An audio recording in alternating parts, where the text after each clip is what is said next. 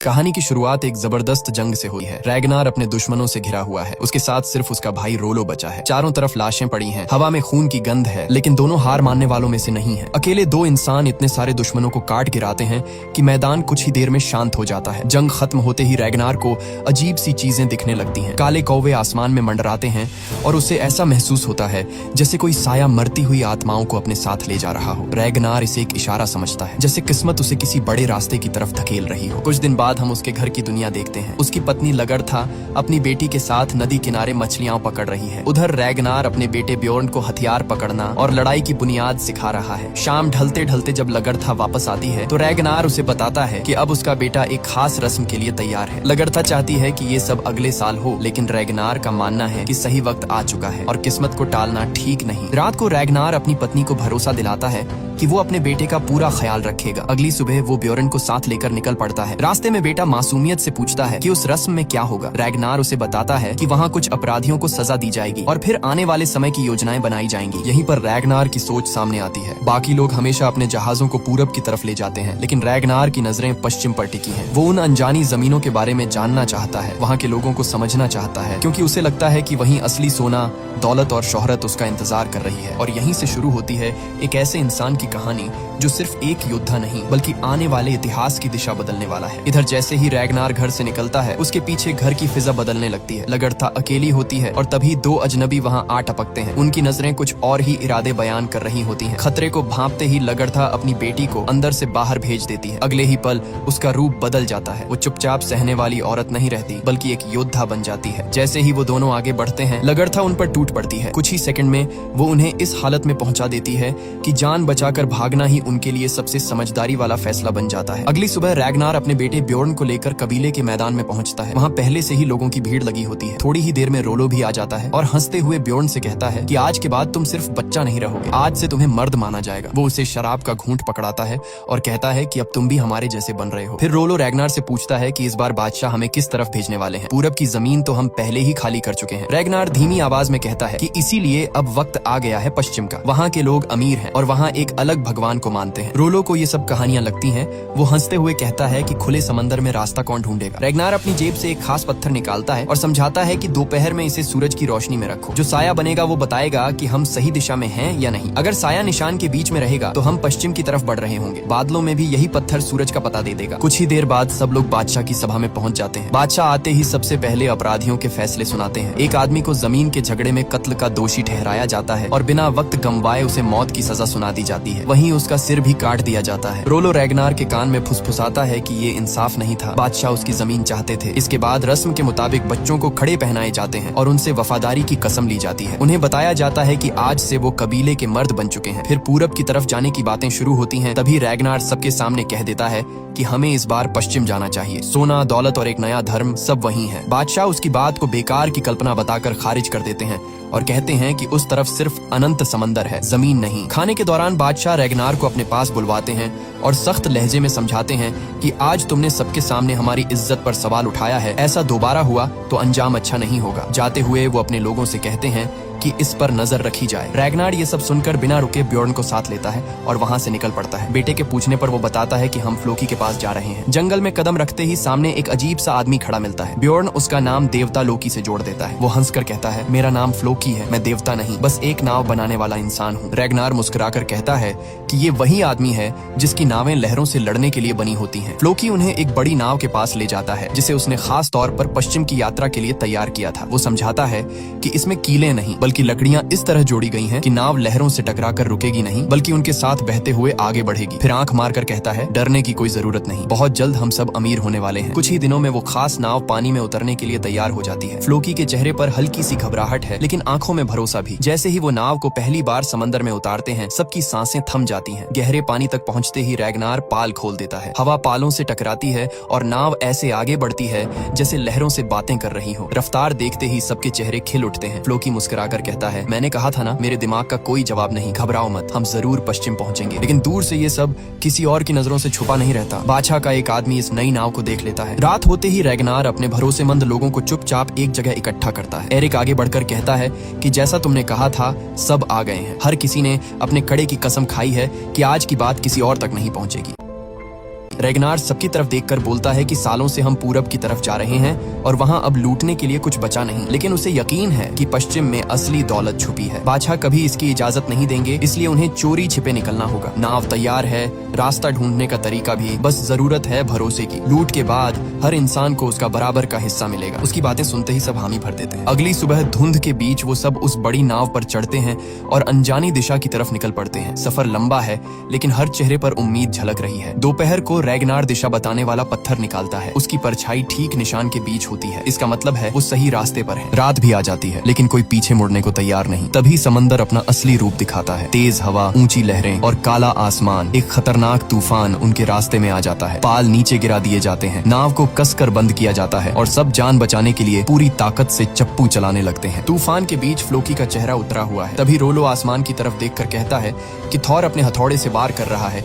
देवता हमसे नाराज हैं। फ्लोकी हंसते हुए पलटकर जवाब देता है कि अगर देवता नाराज होते तो हमारी नाव सबसे पहले डूबती। ये बिजली हमारी सजा नहीं, हमारा जश्न है। उन्हें हमारी नाव पसंद आई है, इसलिए वो हमें रास्ता दिखा रहे हैं। उधर पश्चिम की तरफ कुछ पादरी भी उसी तूफान को देखकर डर के मारे कांप रहे होते हैं। उन्हें लगने लगता है कि कोई बहुत बड़ी आफत आने वाली है। रात किसी तरह कटती है। सुबह तक सब लोग चप्पू चलाते चलाते पूरी तरह टूट चुके होते हैं। तभी एक आदमी हिम्मत हार कर बोल पड़ता है कि यहाँ सिर्फ पानी है, जमीन कुछ नहीं। उसने रेगनार पर भरोसा करके सबसे बड़ी गलती की है। वो देवताओं को कोसने लगता है और चिल्लाकर कहता है कि हम सब मरने वाले हैं। रेगनार बिना एक पल गंवाए आगे बढ़ता है और उसी वक्त उसे मार देता है। फिर अपने भाई से कहता है कि कौवों को छोड़ दो, अगर वो लौट आए तो समझो आगे सिर्फ समंदर है, अगर वापस न आए तो इसका मतलब जमीन पास है। काफी देर इंतजार होता है, कौवे वापस नहीं आते। कुछ देर बाद दूर आसमान में समुद्री पंछी उड़ते दिखाई देते हैं। सबकी आंखों में चमक आ जाती है। ये पहला संकेत होता है कि जमीन अब दूर नहीं। थोड़ी ही देर में धुंध के बीच उन्हें आगे जमीन की लकीर दिखने लगती है। किनारे पर एक चर्च खड़ा होता है और उसके अंदर कुछ पादरी मौजूद होते हैं। जैसे ही वो इनकी नाव को अपनी तरफ आते देखते हैं, फौरन खतरे की घंटी बजा दी जाती है। रेगनार सबसे पहले जमीन पर उतरता है और अपने लोगों से कहता है कि कोई अलग नहीं होगा और कोई अपनी जान बेकार में नहीं गंवाएगा। वो आगे बढ़ते हैं और सीधे चर्च तक पहुंच जाते हैं। भारी दरवाजे पर पहला वार पड़ता है। लकड़ी टूटने लगती है। जैसे ही दरवाजा गिरता है, अंदर अजीब सी खामोशी छा जाती है। बस एक कमरे से धीमी आवाजें आ रही होती हैं, जहाँ कुछ पादरी डरे हुए दिल से प्रार्थना कर रहे होते हैं। जैसे ही ये लोग अंदर घुसते हैं, सामने पादरी होते हैं और उनके हाथों में कोई हथियार नहीं। लेकिन अब किसी के दिल में रहम नहीं बचा होता। एक पल में जगह कत्लगाह बन जाती है। हर तरफ चीखें, खून और दहशत फैल जाती है। जो पादरी छिपने की कोशिश करते हैं, उन्हें भी ढूंढ ढूंढ कर बाहर निकाला जाता है और बेरहमी से मार दिया जाता है। इस वक्त उन पर इंसान नहीं, दरिंदों की तरह हैवानियत सवार होती है। इसी बीच रेगनार की नजर उस जगह पर पड़े सोने और चांदी पर जाती है। वो हैरान रह जाता है कि इतना खजाना बिना किसी पहरे के कैसे रखा जा सकता है। तभी उसे एक पादरी छिपा हुआ मिल जाता है। डर से कांपता हुआ वो उनसे अपनी जान की भीख मांगता है और कहता है कि तुम्हारे देवताओं की कसम, मुझे मत मारो। रेगनार चौंक जाता है और पूछता है कि तुम्हें हमारे देवताओं के बारे में कैसे पता। पादरी बताता है कि वो लोग अपने धर्म का प्रचार करने दूर दूर तक जाते हैं। तभी रोलो भी वहाँ पहुँचता है और चारों तरफ देखकर कहता है कि ये जगह बड़ी अजीब है, कहीं कोई औरत नहीं, बस यही लोग हैं। फिर वो रेगनार से पूछता है कि इसे जिंदा क्यों छोड़ा है, इसे भी मार देना चाहिए। लेकिन रेगनार मना कर देता है। वो कहता है कि इसे साथ ले जाएंगे और गुलाम की तरह बेचेंगे। इसके बाद वो लोग चर्च का सारा खजाना समेट लेते हैं और जाते जाते उस जगह को आग के हवाले कर देते हैं। लपटें आसमान तक उठती हैं। फिर सब अपनी बड़ी नाव में सवार होकर घर की तरफ रवाना हो जाते हैं। वो पादरी भी जंजीरों में उनके साथ होता है। लंबा और थकाने वाला सफर खत्म होता है। रेगनार अपने मकसद में कामयाब हो चुका होता है। उसकी आंखों में अब सपने नहीं, सुकून और खुशी होती है। पश्चिम सच में मौजूद था। अब बस इंतजार है अपने लोगों के बीच लौटकर अपनी कहानी सुनाने का। रास्ते में अचानक पादरी रेगनार को बताता है कि तुम्हारा एक साथी मर चुका है। जब जाकर देखा जाता है तो वो सच में जान गंवा चुका होता है। बिना किसी रस्म के उसे समंदर के हवाले कर दिया जाता है और नाव फिर आगे बढ़ जाती है। आखिरकार जब ये लोग अपने गांव पहुंचते हैं तो उन्हें देखकर हर तरफ खुशी फैल जाती है। रेगनार सबको बताता है कि ये तो बस शुरुआत है। वहाँ सोने चांदी के भंडार हैं और ऐसी चीजें हैं जो उन्होंने कभी देखी भी नहीं। तभी बादशाह का आदमी कनूत आगे आता है और ऐलान करता है कि बादशाह का हुक्म है, अभी के अभी सारी लूट उनके सामने पेश की जाए। कुछ ही देर बाद रेगनार बादशाह के सामने खड़ा होता है और कहता है कि मेरे मालिक, ये तो सिर्फ शुरुआत है। वहाँ इससे कहीं ज्यादा सोना है। वहाँ बस कुछ पादरी थे, वो भी बिना हथियारों के। पल भर में सब खत्म हो गया और ये उनमें से एक है जिसे मैं जिंदा ले आया हूँ। रेगनार पादरी से पूछता है कि तुम्हारे भगवान के घर में इतना सोना क्यों रखा था? क्या तुम्हारे देवता भी लालची हैं? वो मुस्कुराकर कहता है, हमारे लिए भगवान एक ही है। लोग सोना और चांदी उसे चढ़ावे के तौर पर देते हैं ताकि मरने के बाद उन्हें जन्नत अदालत में जगह मिल सके। अगली सुबह रैगनार उसी पादरी को साथ लेकर फिर से बादशाह के पास पहुंचता है। वो कहता है कि वो दोबारा पश्चिम जाना चाहता है। जिस जगह उन्होंने धावा बोला था उसके पास ही एक और शहर है जहां और भी ज्यादा दौलत छुपी है। वो वादा करता है कि जो कुछ मिलेगा हमेशा की तरह बादशाह का ही होगा। बादशाह कहते हैं कि जाना मुमकिन है, लेकिन रैगनार समझाता है कि बेवजह अपनी जान खतरे में डालने से बेहतर है कि वही लोग जाएं जो पहले वहां जा चुके हैं। आखिरकार बादशाह मान जाते हैं, मगर शर्त रखते हैं कि इस बार उनका आदमी कनूत भी साथ जाएगा। रैगनार घर लौटते ही लगड़था से कहता है कि इस बार वो भी उसके साथ पश्चिम चलेगी। बच्चों और खेतों का ध्यान वही पादरी रखेगा। ब्योर्न अब इतना बड़ा हो चुका है कि संभाल सके। अगली सुबह सब लोग नाव पर चढ़ते हैं और फिर से पश्चिम की तरफ रवाना हो जाते हैं। इस बार समंदर शांत होता है। दिशा बताने वाला पत्थर सही काम कर रहा होता है और सफर आसान गुजरता है। जैसे ही वो दूसरी तरफ उतरते हैं, कुछ सिपाही उन्हें रोकते हैं और कहते हैं कि अगर तुम व्यापारी हो तो तुम्हें राजा एले से मिलवाया जा सकता है, लेकिन जवाब में तलवारें निकल आती हैं। कुछ ही पलों में सिपाही जमीन पर गिर चुके होते हैं। एक भागने में कामयाब हो जाता है, लेकिन एक को जिंदा पकड़ लिया जाता है और उसी की मदद से वो शहर तक पहुंचते हैं। हमले से पहले रैगनार लगड़था से कहता है कि कोई बेवजह बहादुरी नहीं दिखाएगा और कोई भी अकेला नहीं पड़ेगा। जैसे ही गिरजाघर की घंटी बजती है, पूरा शहर उसी तरफ बढ़ जाता है। गलियां खाली हो जाती हैं और हथियार चर्च के बाहर रखे होते हैं। यही मौका था। दरवाजे तोड़े जाते हैं और वो अंदर घुसते हैं। अंदर लोगों की भीड़ होती है। बिना वक्त गंवाए हमला शुरू हो जाता है। चीखें, अफरा तफरी और खून से पूरा हाल भर जाता है। पादरी चिल्लाते हैं कि यह भगवान का घर है, यहाँ ऐसा मत करो। रैगनार ठंडी आवाज में कहता है, डरने की जरूरत नहीं, तुम्हारा भगवान यही है। सोना चांदी हर कीमती चीज समेट ली जाती है। फ्लोकी तक चढ़ावे की शराब भी पी जाता है। इसी बीच कनूत एक घर में घुसता है और वहाँ एक औरत से सामना हो जाता है। जब वो जबरदस्ती करता है, लगड़था बीच में आ जाती है। वो उस औरत को बचाने की कोशिश करती है, लेकिन कनूत उसे वहीं मार देता है। फिर वो लगड़था की तरफ बढ़ता है और कहता है कि अब इसकी कीमत तुम चुकाओगी। जवाब में लगड़था उसे वहीं ढेर कर देती है। जब सब वापस लौटने लगते हैं, रैगनार पूछता है कि कनूत कहाँ है। लगड़था शांत आवाज में कहती है, मैंने उसे मार दिया, उसने मेरी इज्जत पर हाथ डाला था। जैसे ही वो लोग चर्च से बाहर निकलते हैं, सामने पहले से खड़े सिपाही उन पर टूट पड़ते हैं। इस बार दुश्मन की तादाद कहीं ज्यादा होती है, लेकिन रैगनार का हर आदमी कई कई सिपाहियों पर भारी पड़ता है। तलवारें चलती हैं, ढालें टूटती हैं और कुछ ही पलों में मैदान फिर से खून से भर जाता है। रैगनार के साथ ही ऐसे लड़ रहे होते हैं जैसे उन पर कोई वहशत सवार हो। आम सिपाही उनके सामने टिक ही नहीं पाते। हालात इतने डरावने हो जाते हैं कि उनका सेनापति खुद जान बचाकर भाग निकलता है। इस जंग में रैगनार के भी कुछ आदमी मारे जाते हैं, लेकिन जीत उसी की होती है। उधर जब भागा हुआ सेनापति अपने राजा के सामने पहुंचता है तो राजा गुस्से से पूछता है कि पीठ दिखाकर क्यों भागे। सेनापति कांपती आवाज में कहता है कि वो लुटेरे कम और शैतान ज्यादा लग रहे थे। उसने जिंदगी में ऐसे पागल और खूंखार योद्धा नहीं देखे। उनके चेहरों पर डर नाम की कोई चीज ही नहीं थी। कुछ वक्त बाद रैगनार पहले से भी ज्यादा खजाने के साथ अपने गांव लौट आता है। इस बार राजा खुद उनका स्वागत करता है और सफर की कहानी सुनता है। रैगनार बताता है कि बड़ी फौज से टक्कर हुई थी, लेकिन जीत उनकी ही रही। राजा उसके कारनामे सुनकर कहता है कि तुमने साबित कर दिया है कि तुम एक बड़े योद्धा हो, इसलिए इस बार की लूट का बड़ा हिस्सा तुम्हें दिया जाएगा। फिर वो पूछता है कि कनूत कहाँ है। रैगनार बिना झिझक कहता है कि मैंने उसे मार दिया। राजा चौंक कर वजह पूछता है। रैगनार साफ कह देता है कि उसने मेरी पत्नी की इज्जत पर हाथ डाला था। राजा ठंडी मुस्कान के साथ कहता है,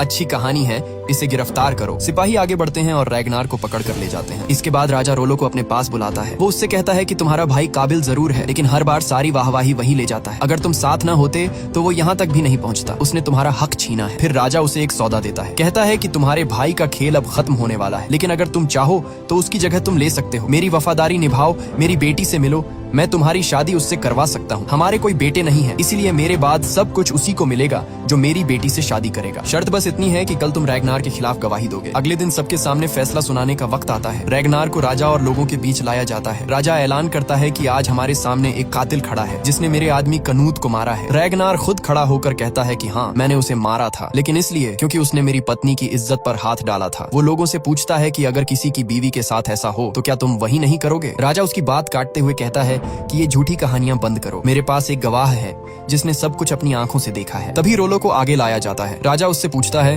कि क्या ये सच नहीं कि रैगनार ने बेवजह कनूत को मारा। रोलो सबकी तरफ देखकर कहता है कि ये सच है कि रैगनार ने कनूत को मारा था, लेकिन ये भी सच है कि कनूत ने उसकी पत्नी की इज्जत पर हाथ डाला था। रैगनार ने उसे मारकर सही किया, वो किसी भी कानून का गुनहगार नहीं है। रैगनार तुरंत चिल्लाकर कहता है कि दरवाजे खोलो। जैसे ही उसे आजाद किया जाता है, वो रोलो के पास जाता है और कहता है कि तुमने मुझ पर जिंदगी भर का एहसान कर दिया है। रोलो हल्की मुस्कान के साथ जवाब देता है, अब ये एहसान जिंदगी भर उतारते रहना। उधर राजा अपने भविष्य की परछाई देखने के लिए एक नजूमी के पास पहुंचता है। नजूमी उसे डरावनी बातें बताता है, कहता है कि बहुत जल्द खून खराबा होने वाला है, चारों तरफ लाशें बिखरी होंगी। रैगनार देवताओं से पूछकर तुम्हारी मौत का रास्ता ढूंढ रहा है, क्योंकि वो तुम्हें हटाकर खुद राजा बनना चाहता है। अगले दिन रैगनार को इस साजिश की भनक तक नहीं होती। वो पादरी से वालहल्ला के बारे में बात करता है और बताता है कि जो योद्धा जंग में मरते हैं उन्हें ऑडिन सीधे वालहल्ला ले जाते हैं, वहीं उनका स्वर्ग होता है। इसके बाद रैगनार शिकार के लिए जंगल निकल जाता है। इधर ब्योर्न देखता है कि राजा के आदमी गांव में घुस चुके हैं। वो जान बचाने के लिए भागता है, लेकिन सिपाही बिना रहम किए लोगों पर टूट पड़ते हैं। हर तरफ कत्लेआम शुरू हो जाता है। शोर सुनकर लगड़था समझ जाती है कि हमला हो चुका है। वो अपने बच्चों को एक जगह इकट्ठा करती है, जबकि बाहर राजा के आदमी गांव को खून में डुबो रहे होते हैं। जब चीखें रैगनार के कानों तक पहुंचती हैं, वो सब कुछ छोड़कर घर की तरफ दौड़ पड़ता है। सामने का मंजर देखकर उसका खून खौल उठता है। उसके लोग मारे जा रहे होते हैं। रैगनार बिना सोचे समझे दुश्मनों पर टूट पड़ता है। रास्ते में जो भी सामने आता है वो उसे मौत के घाट उतारता जाता है। तलवारें टूटती हैं, लाशें गिरती हैं। एक झड़प में उसकी टांग जख्मी हो जाती है, लेकिन फिर भी वो पीछे नहीं हटता। अकेला आदमी कई कई सिपाहियों को काटता चला जाता है, लेकिन दुश्मनों की तादाद इतनी ज्यादा होती है कि वो अपने बहुत से लोगों को नहीं बचा पाता। रैगनार जैसे ही अपने घर की तरफ बढ़ता है, राजा का एक सिपाही उस पर तीर चला देता है। तीर उसकी देह में धंस जाता है, लेकिन वो दर्द को अनदेखा करते हुए तीर तोड़ देता है। वो अपनी पत्नी और बच्चों से कहता है, इसी गुप्त रास्ते से भाग जाओ, मेरी फिक्र मत करो, मैं तुम्हें मिल जाऊंगा। लगड़था बच्चों को लेकर उसी सुरंग से निकल जाती है। उसी वक्त राजा अपने सिपाहियों के साथ घर को चारों तरफ से घेर लेता है। रैगनार जानता है कि अगर वो बाहर नहीं गया तो उसके लोग मारे जाएंगे। वो खुद सामने आ जाता है। उसका शरीर खून से लथपथ है, लेकिन वो फिर भी ढाल बनकर खड़ा रहता है। इधर लगड़था बच्चों और पादरी के साथ नदी तक पहुंच जाती है और नाव में बैठकर वहां से निकल जाती है। राजा गुस्से में रैगनार से कहता है कि तुमने अपने राजा से गद्दारी की है और इसकी सजा सिर्फ मौत है। मौका मिलते ही रैगनार अचानक हमला करता है, एक घोड़ा छीनता है और वहां से भाग निकलता है। सिपाही उसके पीछे दौड़ते हैं। रास्ते में वो जानबूझकर एक मोड़ पर घोड़ा छोड़ देता है और खुद झाड़ियों में छिप जाता है, लेकिन सिपाही उसकी चाल समझ जाते हैं और फिर से उसका पीछा शुरू कर देते हैं। रैगनार पहाड़ों की तरफ भागता है। जब वो नदी के किनारे पहुंचता है, नीचे लगड़था नाव में इंतजार कर रही होती है। थकान और खून बहने की वजह से रैगनार पानी में गिर जाता है और डूबने लगता है। पादरी बिना सोचे समझे नदी में कूदता है और किसी तरह उसे बाहर निकाल लेता है। सब लोग नाव में चढ़ते हैं और वहां से निकल जाते हैं। कुछ देर बाद राजा के सिपाही वहां पहुंचते हैं और खबर देते हैं कि रैगनार बच निकला है। उसी दौरान स्वीटलैंड का राजा ब्योर्नी वहां आता है। राजा ऐलान करता है कि वो अपनी बेटी की शादी ब्योर्नी से करेगा। ये सुनकर उसकी पत्नी और बेटी दोनों अंदर से टूट जाती हैं। इधर लगड़था फ्लोकी को बुलाती है। फ्लोकी रैगनार को अपने घर ले जाता है। कहता है बहुत खून बह चुका है, जख्म को जलाकर बंद करना होगा। लगड़था खुद हाथ में चाकू लेती है और कांपते हाथों से रैगनार के जख्म सील कर देती है। उधर राजा की पत्नी उसे रोकती है, कहती है वो तुमसे कहीं ज्यादा बूढ़ा और बेरहम है। राजा जवाब देता है वो ताकतवर है, इस रिश्ते से हमारा राज्य और मजबूत होगा। हमारे बेटे मारे जा चुके हैं, दुश्मनों ने उनके कट्टे सिर हमारे पैरों में रखे थे, वो जख्म आज भी जिंदा है। ऐसे दिन देखने के बाद एक बूढ़े से शादी भी बुरी नहीं लगती। समय गुजरता है, सर्दियां आ जाती हैं। एक दिन रैगनार का दोस्त टॉर्स्टन वहां पहुंचता है। वो बताता है कि राजा के सिपाही हर वक्त हम पर नजर रखे हुए हैं, किसी तरह वो बचकर यहाँ तक आया है। इधर राजा धूमधाम से अपनी बेटी की शादी कर देता है। अगली सुबह राजा के सिपाही रोलो को पकड़कर घसीटते हुए ले आते हैं। उससे पूछा जाता है कि रैगनार कहाँ है। रोलो कहता है वो मर चुका है, लेकिन उसे बेरहमी से यातनाएं दी जाती हैं। उसी शाम टॉर्स्टन भागते हुए रैगनार के पास आता है और बताता है कि तुम्हारे भाई को कैद कर लिया गया है, वो मर जाएगा लेकिन तुम्हारा पता नहीं बताएगा। फ्लोकी समझ जाता है कि ये जाल है। वो कहता है ये तुम्हें फंसाने की चाल है, लेकिन रैगनार शांत आवाज में कहता है तुम राजा के पास जाओ और उसे खुले मुकाबले की चुनौती दो। अगर वो मना करे तो कहना कि ये कायरता उसे कभी वालहल्ला नहीं दिखाएगी। अगले दिन फ्लोकी राजा के दरबार में पहुंचता है और रैगनार की तरफ से मुकाबले की चुनौती रखता है। राजा पहले मना कर देता है, लेकिन उसे नजूमी की वो डरावनी भविष्यवाणी याद आ जाती है। किस्मत को बदलने के लिए वो चुनौती कबूल कर लेता है। खबर मिलते ही लगड़था अगले दिन के लिए तैयारियां शुरू कर देती है, लेकिन रैगनार के जख्म अभी भरे नहीं है। वो कहती है इस हालत में तुम कैसे लड़ोगे। उधर राजा बेचैन होकर अपनी पत्नी से कहता है कल हमें उस आदमी को मारना है जिसे हम कभी सबसे ज्यादा इज्जत देते थे। उसी ने हमें पश्चिम का रास्ता दिखाया था और कल उसी का खून हमें वहां तक पहुंचाएगा। अगली सुबह रैगनार आखिरकार मुकाबले के लिए राजा के सामने पहुंचता है। पूरा मैदान लड़ाई के लिए बेताब है और राजा भी अपनी पूरी ताकत के साथ मौजूद है। दोनों बिना किसी शब्द के भिड़ जाते हैं। तलवारें टकराती हैं और जल्दी ही रैगनार की तलवार टूट जाती है। इसके बाद दोनों ढालों से भिड़ते हैं, लेकिन उनकी ढालें भी टूट जाती हैं। फिर दोनों को नए हथियार दिए जाते हैं और लड़ाई फिर शुरू हो जाती है। बियॉन चिल्लाता है पिताजी जीत आपकी होगी। लड़ाई इतनी खतरनाक है कि कोई भी हार मानने को तैयार नहीं। कुछ लोग कहते हैं रैगनार रैगनार को खत्म कर दो, जबकि कुछ कहते हैं राजा हिम्मत रखो। इसी बीच राजा रैगनार को गंभीर रूप से जख्मी कर देते हैं, पर जैसे ही मौका मिलता है रैगनार एक बार में राजा का काम तमाम कर देता है और वो सीधे जमीन पर गिर जाते हैं। तभी रैगनार को आसमान में एक कोवा दिखाई देता है। वो राजा के पास जाकर कहता है, देवता ओडिन आ चुके हैं, अब देखो कौन उनके साथ वेलहेला जाएगा। राजा कहते हैं, हम जाएंगे। रैगनार उनकी नस काट देता है। स्वीगी खून रोकने की कोशिश करती है, लेकिन राजा हाथ हटा देते हैं और कहते हैं, आज रात हम अपने बेटों के साथ वेलहेला में जश्न मनाएंगे। और फिर राजा मर जाते हैं। राजा का चमचा रैगनार को खत्म करने की कोशिश करता है, लेकिन रोलो कुल्हाड़ी लेकर उसका सामना करता है और उसे रोक देता है। स्वीगी भी अपनी बेटी को बचाते हुए राजा के खिलाफ कदम उठाती है। मौका पाकर वो कहती है, रैगनार सलामत रहें। इस घटना के बाद सभी लोग रैगनार को अपना नया राजा मान लेते हैं और यहीं खत्म होता है वाइकिंग्स का पहला पार्ट। लेकिन ये सिर्फ एक शुरुआत है। रैगनार अब राजा बन चुका है। अब सवाल ये है कि क्या रैगनार पश्चिम की तरफ जाएगा और वहाँ लाशों के ढेर खड़े करेगा, या फिर वहाँ के लोगों के लिए कुछ अलग करेगा। पश्चिम में 4 बड़ी रियासतें हैं जो रैगनार का नाम मिटाने की ताकत रखती हैं, लेकिन अब रैगनार पहले से भी ज्यादा ताकतवर होकर पश्चिम में कदम रखेगा। क्या रैगनार वहाँ सूरज की तरह हमेशा के लिए डूब जाएगा, या वहीं नए साम्राज्य का सूरज उगेगा? ये सब हमें अगले पार्ट में पता चलेगा। इसलिए वीडियो को लाइक और शेयर करना मत भूलिए। कमेंट बॉक्स में वाइकिंग्स पार्ट 2 के लिए अपने विचार बताइए और